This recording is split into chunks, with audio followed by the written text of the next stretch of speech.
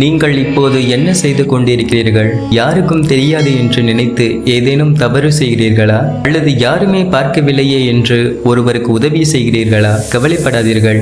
நீங்கள் இமைக்கும் ஒவ்வொரு நொடியும், நீங்கள் சிந்திக்கும் ஒவ்வொரு எண்ணமும் இங்கே ஒருவரால் கணக்கிடப்படுகிறது. அவர் கையில் இருக்கும் ஏடு ஒருபோதும் பொய் சொல்வதில்லை. அவர் பெயர்தான் சித்ரகுப்தன். சித்ரா பௌர்ணமி நிலவொளியில் ஊர்தோறும் பந்தல் அமைத்து விடிய விடிய கேட்கப்படும் அந்த புண்ணிய கதை என்ன என்று உங்களுக்கு தெரியுமா? யமதர்மனின் வலதுகரமாக விளங்கும் இந்த சித்ரகுப்தன் எப்படி தோன்றினார்? வாருங்கள், பாவ புண்ணிய கணக்குகளின் உலகத்திற்குள் செல்வோம்.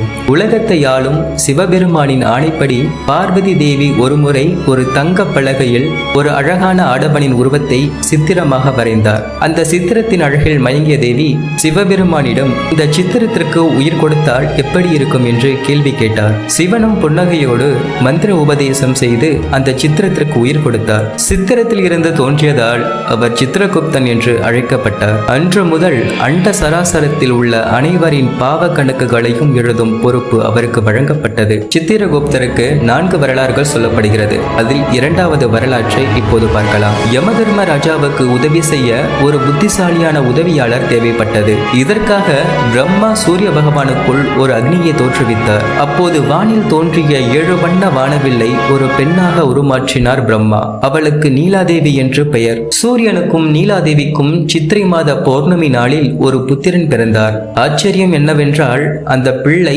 பிறக்கும் போதே இடக்கையில் ஏடும் வலக்கையில் எழுத்தாணியுடன் பிறந்தது.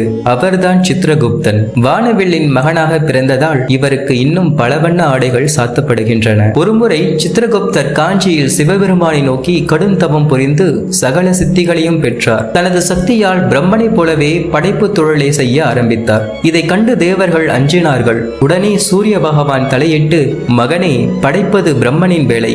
நீ மக்களின் பாவ புண்ணியங்களை மட்டுமே கணக்கெடுக்கும் பணியை செய் என்று அறிவுறுத்தினார். சித்ரகுப்தருக்கு மனமுடித்தால் பொறுப்பு வரும் என்று கருதிய சூரிய பகவான் மயபிரம்மனின் மகள் நீலாவதியும் விஸ்வ பிரம்மாவின் மகள் கர்ணகி ஆகிய இருவரையும் சித்ரகுப்தருக்கு மனமுடித்து வைத்தார்கள். சிறிது காலம் இல்லறத்தில் மூழ்கியிருந்த சித்ரகுப்தரை யமதர்மனின் வேண்டுகோளுக்கிணங்க சூரிய பகவான் மீண்டும் தன் கடமையை செய்ய அனுப்பினார். அன்று முதல் இன்று வரை யமபுரியில் அமர்ந்து நாம் செய்யும் ஒவ்வொரு செயலையும் அவர் குறித்து கொண்டே இருக்கிறார். சித்தென்றால் மனம், அப்தம் என்றால் மறைவு. நம் மனதிற்குள் மறைந்திருக்கும் எண்ணங்களை அறிந்தவர் அவர். சிலர் அவர் காமதேனுவின் வயிற்றில் பிறந்தார் என்றும் கூறுவார்கள். அதனால்தான் அவருக்கு பசுவின் பால் மற்றும் தயிர் பயன்படுத்துவதில்லை. இப்படி பல வரலாறுகள் இருந்தாலும் அவர் சொல்லும் செய்தி ஒன்றுதான்: நல்லதையே நினையுங்கள், நல்லதையே செய்யுங்கள்.